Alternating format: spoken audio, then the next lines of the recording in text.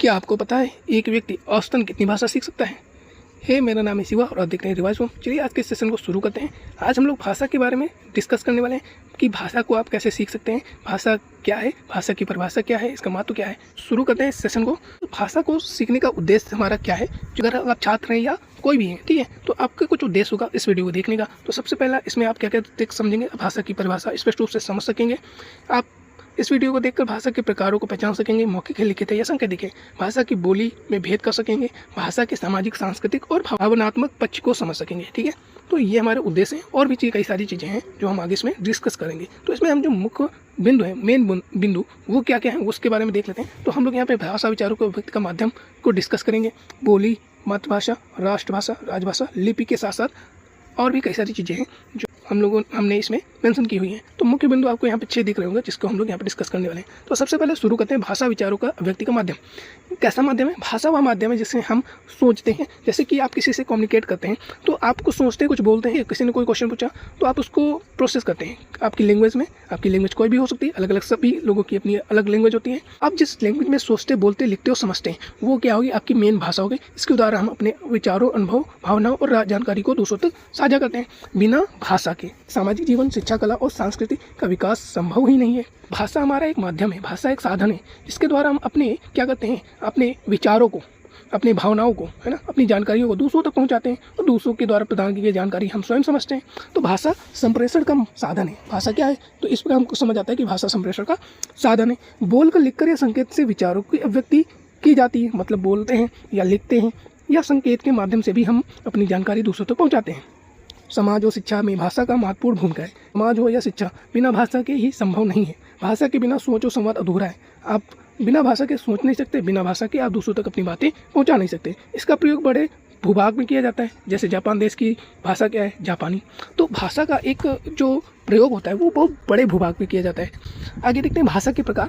तो भाषा के मुख्य रूप से अगर वर्तमान में बात की जाए तो मुख्य रूप से 2 प्रकार से प्रयोग की जा रही है। तो यहाँ पे हम प्रकार पढ़ रहे हैं, वो भाषा के कितने प्रकार से प्रयोग हो रही है वर्तमान में उसके बारे में है। यहाँ पे 2 रूप हैं, ठीक है। वैसे 3 है। पहला कौन है? मौखिक भाषा, दूसरा है लिखित भाषा, तीसरा सांकेतिक भाषा। मौखिक भाषा क्या होती है? यहाँ पे मैंने नोट में लिख दिया क्योंकि भाषा के प्रकार नहीं पूछा। ये वर्तमान में जो यूज़ कर रहे हैं ना, भाषा हम किस प्रकार से यूज़ कर रहे हैं, भाषा भी वर्तमान में 2 प्रकार से हम लोग यूज़ कर रहे हैं। इसलिए यहाँ पे भाषा के 2 रूप मुख्य लिखे गए, मौखिक भाषा और लिखित भाषा। पहले सांकेतिक भाषा का भी प्रयोग किया जाता था, जैसे ट्रैफिक में। अब तो एडवांस हो गया है, तो सांकेतिक भाषा केवल बोर्ड पे सिंबल्स के रूप में ही रह गई है, ठीक है। तो मौखिक भाषा क्या होती है उसके बारे में पहले हम लोग डिस्कस करेंगे। तो भाषा, मौखिक भाषा मतलब जब हम अपने मन के विचारों को बोलकर दूसरों तक पहुंचाते हैं तो उसे मौखिक भाषा कहते हैं। अर्थात जब हम अपनी बातों को, अपने विचारों को, अपनी भावनाओं को जब हम बोलते हैं और उसको दूसरों तक पहुंचाते हैं तो ये होगी मौखिक भाषा। लेकिन इस भाषा में एक कमी है कि ये स्थायी नहीं है, ये बदलती रहती है, ठीक है। लिखित भाषा क्या है? जब हम अपने मन के विचारों को लिखकर दूसरों तक पहुंचाते हैं तो ये भाषा का रूप लिखित रूप कहलाता है। इसमें क्या होता है? ये भाषा का स्थायी रूप है। एक बार लिख दिया तो वही लिखा रहेगा, ये बदलेगा नहीं। क्योंकि मौखिक भाषा में 4 मुँह 4 तरह की बातें हो जाती हैं। बताता कुछ और है, बातें कुछ और होती हैं और लास्ट में कुछ और बन जाती हैं। लेकिन लिखित भाषा का जो एक बार लिख किया सेम वही रहेगा, वो कभी भी बदलेगा नहीं जब तक उसको आप बदलेंगे स्वयं नहीं। दूसरा लिखना पड़ेगा, वो स्वयं नहीं बदलेगा। तो बदलने के लिए आपको दूसरा लिखना पड़ेगा। फिर आता है सांकेतिक भाषा। जब हम अपने मन के विचारों को संकेतों से दूसरों तक पहुंचाते हैं उसे सांकेतिक भाषा कहते हैं। किसी सिंबल के द्वारा, जैसे आपने ये एरो ये बनाया, ये क्या सिंबल है, ये क्या संकेत है, ये क्या हमारा सांकेतिक भाषा का प्रकार है। आगे चलते हैं बोली। बोली क्या है? अब कोई भाषा किसी विशेष क्षेत्र, समुदाय या समूह द्वारा अपने ढंग से बोली जाती है। कैसे? अपने ढंग से बोली जाती है तो उसे बोली कहा जाता है। हिंदी भाषा की बोलियाँ अवधी, ब्रज, भोजपुरी, मारवाड़ी आदि, ये सब क्या है? यह सब बोली है, ठीक है। अगर इसको सिंपल शब्दों में कहें तो भाषा क्या है? भाषा का एक छोटे से भूभाग। अगर देखो कोई विशेष क्षेत्र होगा, है ना, कोई छोटा सा क्षेत्र ही होगा, है ना, क्षेत्र ही होगा, यहाँ पे कुछ बोला जा रहा है तो वो क्या है? एक छोटे से क्षेत्र में जो बोली जा रही है वो क्या है? वो बोली कहलाएगी। वो क्या कहलाएगी? बोली कहलाएगी। और इसका क्या होगा? अपना एक ढंग होगा, एक बोलने का तहजीब होगी, तरीका होगा, है ना, स्टाइल होगा, उसे कहेंगे बोली। ये छोटे से भूभाग में बोली जाती है। इसकी खासियत क्या है? इसका कोई व्याकरण नहीं होता, ग्रामर नहीं होता है, ठीक है। इसका क्या नहीं होगा? व्याकरण नहीं होता है, ठीक है। और इसमें व्याकरण नहीं है इसलिए उसमें साहित्य का निर्माण भी नहीं हो पाता है, ठीक है। तो बोली जो हमारी होती है, बोली का कोई साहित्य नहीं होता, बोली का कोई व्याकरण नहीं होता है। आगे चलते हैं मातृभाषा क्या होती है। तो मातृभाषा वह भाषा है जब मनुष्य जन्म लेता है, मनुष्य जन्म के बाद सबसे पहले अपने परिवार, समाज से सीखता है। जैसे आप जब जन्म लिए होंगे तो आपके घर में जो भाषा मम्मी पापा भाई बहन बोल रहे होंगे तो आपने भी वही बोलना शुरू कर दिया, तो और वही आपकी क्या हो गई? मातृभाषा हो गई। तो ये हर एक के लिए क्या है? अपनी अलग अलग लैंग्वेज है, ये एक ही मातृभाषा नहीं होगी। जो इंग्लैंड में पैदा हुआ होगा वो इंग्लिश बोलेगा, जो जापान में पैदा हुआ जो वो जापानी भाषा बोलेगा, जो चाइना में जन्म हुआ होगा जिसका वो चाइनीज़ बोलेगा, है ना। तो जहाँ जिस प्रकार से वो जन्म लेता है उसी भाषा में जब बात करने लगता है या अपने घर में बात करना सीखता है उसे मातृभाषा कहते हैं। जैसे भारत की बात करें तो भारत में कई सारे राज्य हैं, हर राज्य में अपनी एक स्पेशल लैंग्वेज है ना, अलग लैंग्वेज है अपनी उसकी, है ना। तो वहाँ के जो बच्चे हैं पहले अपनी भाषा को सीखते हैं, उसके बाद दूसरी भाषा से को सीखते हैं, ठीक है। तो मैंने एक क्वेश्चन अभी पूछा था कि औसतन व्यक्ति कितनी भाषाओं को बोलता है, तो औसतन व्यक्ति 3 भाषाओं को बोल लेता है, ठीक है। वैसे तो 2 लोग नॉर्मली हर कोई बोल लेता है, लेकिन औसतन 3 लोग 3 भाषाएं क्या कर सकते हैं, बोल सकते हैं। तो आप भी 3 भाषाएं सीख सकते हैं आसानी से, कोई दिक्कत नहीं है। बस जैसे मैंने अभी यहाँ पे डिस्कस किया, इन सब चीज़ों के बारे में आपको पता होना चाहिए, है ना। उसके बाद आगे चलते हैं, राष्ट्रभाषा क्या है। तो किसी देश की राष्ट्रभाषा, किसी देश की भाषा राष्ट्रभाषा होती है। जैसे राष्ट्रभाषा वह भाषा होती है जिसे किसी देश के सभी लोगों द्वारा प्रयोग किया जाता है। जैसे जापान की भाषा क्या है, जापानी है, तो जापान लोग जापानी यूज़ करते हैं, चीनी लोग चीनी भाषा यूज़ करते हैं, ऐसे ही, ठीक है। तो ये जो एक राष्ट्र मतलब एक देश में जो भाषा का प्रयोग किया जाता है, जो सबसे ज़्यादा लोगों द्वारा प्रयोग किया जाता है, वो उसकी राष्ट्रभाषा बन जाती है। जिस प्रकार अगर हम भारत की बात करें तो भारत की वर्तमान में कोई भी राष्ट्रभाषा नहीं है। वैसे हिंदी को हम लोग मान लेते हैं क्योंकि हिंदी का प्रयोग पूरे भारत में लगभग सबसे ज़्यादा प्रयोग हिंदी का ही किया जाता है, इसलिए हम लोग हिंदी को राष्ट्रभाषा मान लेते हैं, जबकि हमारी राष्ट्रभाषा नहीं है। और कोशिश करें इसको राष्ट्रभाषा बनाने की। आगे चलते हैं राजभाषा के बारे में। किसी राज्य के काम को करने के लिए निर्धारित की गई भाषा राजभाषा कहलाती है। मतलब कोई भी राज्य जो उस काम को करेगा, है ना, जो काम को करवाएगा या करेगा, तो जिस भाषा में वो काम हो रहा होगा वो उसकी राजभाषा कहलाएगी। भारत में हिंदी और अंग्रेजी को राजभाषाएं माना गया है। तो मोस्टली हिंदी का प्रयोग होता है और इंग्लिश को भी राजभाषा बनाया गया है, ताकि किसी भी राज्य में जो जहाँ पर अपनी अपनी लैंग्वेज में जो काम करते हैं उनको कोई तकलीफ ना हो दूसरे राज्य के साथ बातचीत करने में, कम्युनिकेशन करने में या काम करने में। इसीलिए हिंदी और अंग्रेजी को राजभाषा बनाया गया, क्योंकि हिंदी भारत में, मैंने कहा कि हिंदी क्या होती है, सबसे ज़्यादा यूज़ की जाने वाली भाषा है, क्योंकि ये कई सारे राज्यों में लगभग 7 से 8 राज्यों में या उससे भी अधिक हिंदी का प्रयोग किया जाता है, ठीक है। इसीलिए आगे चलते हैं लिपि के बारे में। तो लिपि क्या है, किसी भाषा का लिखने का तरीका होता है, उसे ही लिपि कहते हैं। तो यहाँ पे देखो क्या लगे, भाषा के लिखित रूप को दर्शाने के लिए जिन चिन्हों का प्रयोग किया जाता है उसे लिपि कहते हैं। हिंदी भाषा की लिपि देवनागरी है। तो हर भाषा की अपनी अपनी एक लिपि है, लिखने का तरीका है, स्टाइल है, एक फॉन्ट है ना। तो हिंदी की देवनागरी लिपि है, क्योंकि हम लोग हिंदी के बारे में बात कर रहे हैं, ठीक है। इंग्लिश की रोमन होती है, पंजाबी गुरुमुखी होती है। तो इस प्रकार जिस रूप में कोई भाषा लिखी जाती है उसे उसकी लिपि कहते हैं। आगे भाषा का विकास और परिवर्तन किस प्रकार होता है इसके बारे में चर्चा करेंगे। तो भाषा का विकास कैसे होता है, भाषा का जन्म आवश्यकता से हुआ है, ठीक। उसकी आवश्यकता पड़ी, इसलिए हम लोगों ने भाषा का प्रयोग करना शुरू किया।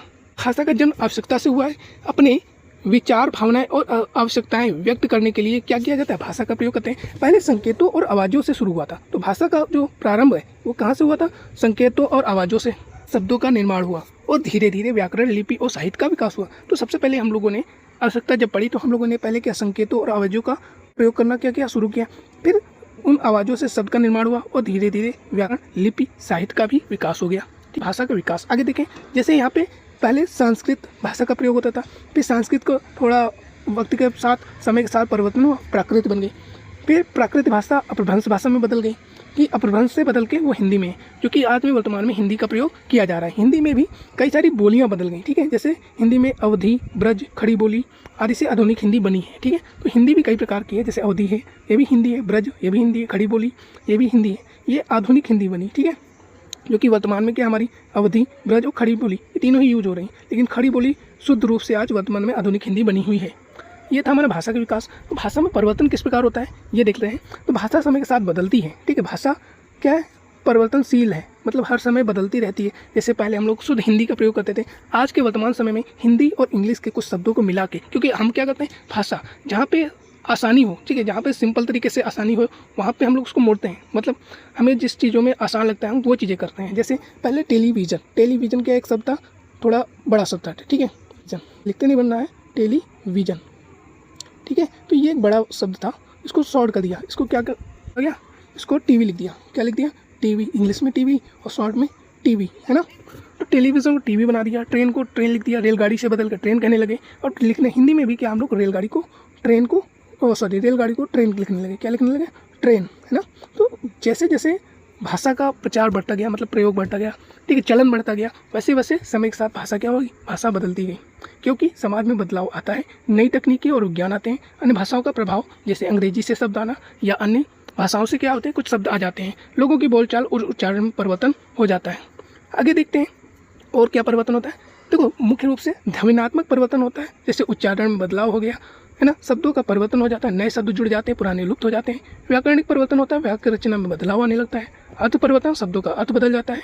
ठीक है, उदाहरण के लिए जैसे पहले गुरु शब्द केवल शिक्षक के लिए प्रयोग किया जाता था, लेकिन अब हर किसी को गुरु के लिए प्रयोग कर सकते हैं। जैसे कोई भी किसी चीज़ में विशेषज्ञ है, ठीक है, विशेषज्ञ मास्टर है, तो वो क्या कहलाएगा, गुरु है, चाहे वो किसी भी प्रोफेशन का हो, ठीक है, उसको गुरु कह देंगे। लेकिन पहले केवल शिक्षक के लिए ही प्रयोग किया जाता था।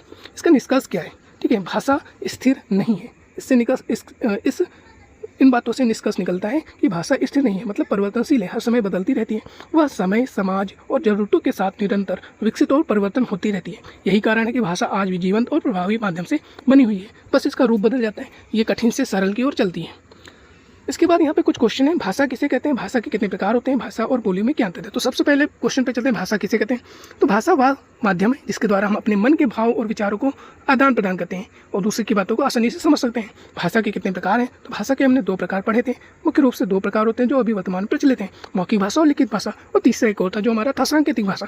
भाषा और बोली में अंतर क्या है, तो भाषा का प्रयोग एक बड़े भूभाग में होता है, इसका व्याकरण भी होता है। किसी भी भाषा का व्याकरण होता है ना, इसका व्याकरण होता है और इसमें साहित्यिक रचनाएं की जाती हैं। किसमें, भाषा में व्याकरण भी होता है और साहित्यिक रचनाएं भी होती हैं। जबकि बोली एक छोटे से भाग में बोली जाती है और इसका बड़ा मतलब पूरा देश बोलता है या ज़्यादातर लोग, जिस देश में सबसे ज़्यादा लोग बोलेंगे वो होती है भाषा। ठीक है, तो इसका जो क्षेत्रफल होता है, एरिया होता है, वो क्या होता है, बड़ा होता है। जबकि बोली का क्या होता है, छोटा होता है और इसका कोई भी व्याकरण नहीं होता और ना ही इसमें साहित्यिक रचनाएं की जाती हैं। अब आते हैं भारत की राजभाषा और राष्ट्रभाषा क्या है। तो भारत की राजभाषा हिंदी है और सेकंड नंबर पे इंग्लिश है, जबकि राष्ट्रभाषा कोई भी नहीं है, लेकिन हम लोग हिंदी को मान लेते हैं। इसमें एक और टॉपिक आ जाता है हमारा उपभाषा। आप लोगों ने पढ़ा होगा उपभाषा क्या होता है, उपभाषा। ठीक है, तो उपभाषा मैं बता देता हूँ। भाषा बोली और भाषा के बीच में आता है, अर्थात भाषा बड़े भूभाग में बोला जाता है, ठीक है, और बोली छोटे भूभाग में बोली जाती है। तो बोली जब छोटे भूभाग से बढ़कर थोड़ा इसका एक्सपेंड हो जाता है और ये थोड़ा बढ़ जाता है, ठीक है, और इसमें साहित्य का निर्माण होने लगता है। साहित्य मतलब कविताएं, कथा, कहानी, है ना, बाल कथाएं, इस प्रकार का निर्माण होने लगता है। तो वे क्या कहलाती हैं, वो बन जाती है उपभाषा। वो क्या बन जाती है, वो बन जाती है उपभाषा, क्योंकि इसका व्याकरण नहीं होता है। उपभाषा का कोई भी व्याकरण नहीं होता, लेकिन इसका साहित्य होता है। जैसे कि हमारे जो पुराने समय में कवि थे, ठीक, जैसे सूरदास, कालिदास, ये लोग क्या करते थे, ये उपभाषा का प्रयोग करते थे। ठीक है, सूर के पद जैसे आप लोगों ने हिंदी में पढ़े होंगे, तो वो जो पद लिखे हैं वो उपभाषा में ही लिखे गए हैं। ठीक है, आगे यहाँ पे कुछ क्वेश्चन है जो हम लोग सॉल्व करेंगे। प्रश्न है, भाषा का मुख्य उद्देश्य क्या है, पढ़ना है, लिखना है, संप्रेषण करना है, कविता रचना है। तो भाषा का हमने अभी बताया था, भाषा वह साधन है जिसके द्वारा हम मन के भाव विचारों को आदान प्रदान करते हैं। ठीक है, मतलब कम्युनिकेशन के लिए यूज़ करते हैं। कम्युनिकेशन मतलब संप्रेषण करना, ठीक है, बातचीत करने के लिए। निम्न में से कौन सी एक भाषा नहीं है, संस्कृत है, हिंदी है, लिपि है, उर्दू है। तो लिपि लिखने के तरीकों को कहते हैं, यहाँ पे भाषा नहीं है। नेक्स्ट क्वेश्चन में चलते हैं, सही विकल्प चुनना है। इसमें भी देवनागरी क्या है, तो देवनागरी हमारी भाषा, हिंदी भाषा की लिपि है। क्या है यहाँ पे, लिपि ऑप्शन सही हो जाएगा। भाषा कितने प्रकार की होती है, तो भाषा आपने 2 प्रकार के पढ़े थे। ठीक है, मुख्य रूप से 2 प्रकार की होती है, मौखिक भाषा और लिखित भाषा। फिर सही विकल्प चुनिए, इनमें से कौन सी मातृभाषा हो सकती है। तो अंग्रेजी, फ्रेंच, हिंदी। तो इंग्लैंड वगैरह कुछ लोगों की अंग्रेजी हो सकती है, कुछ की फ्रेंच, कुछ की हिंदी। मतलब हमारी सभी ये भाषाएं क्या है, मातृभाषाएं हो सकती है। फिर राजभाषा और लिपि में अंतर क्या है, दोनों एक ही है। भाषा बोली जाती है, लिपि लिखी जाती है, भाषा लिखी जाती है, लिपि बोली जाती है, कोई अंतर नहीं। तो भाषा और लिपि में क्या अंतर है, तो भाषा को बोला जाता है जबकि लिपि को लिखा जाता है। ठीक है, भाषा बोली जाती है और लिपि लिखा जाता है। ऑप्शन बी हमारा राइट हो जाएगा। नेक्स्ट क्वेश्चन चलते हैं, सही विकल्प इसमें भी चुनना है। निम्नलिखित में से कौन सी बोलचाल की भाषा नहीं है, हिंदी है, संस्कृत है, उर्दू है, मराठी। तो वर्तमान समय में जो हमारी चल रही है बोलचाल की भाषाएं, उसमें संस्कृत भाषा का प्रचलन बंद है। ठीक है, या बहुत ही नाम मात्र के लिए है। ठीक है, तो संस्कृत हमारा यहाँ पे ऑप्शन सही हो जाएगा। भाषा का मुख्य कार्य क्या है, पढ़ना है, लिखना है, गिनती करना है। तो अभी हमने पढ़ा था संप्रेषण करना हमारा मुख्य कार्य है। ठीक है, तो ये कुछ क्वेश्चन थे। तो आशा करते हैं कि भाषा परिभाषा आपको महत्व अच्छे से समझ आया होगा। ठीक है, जानकारी अच्छी लगी हो तो वीडियो को लाइक से सब्सक्राइब कर देना और मिलते हैं नेक्स्ट वीडियो के साथ। तब तक के लिए बने रहिएगा। धन्यवाद।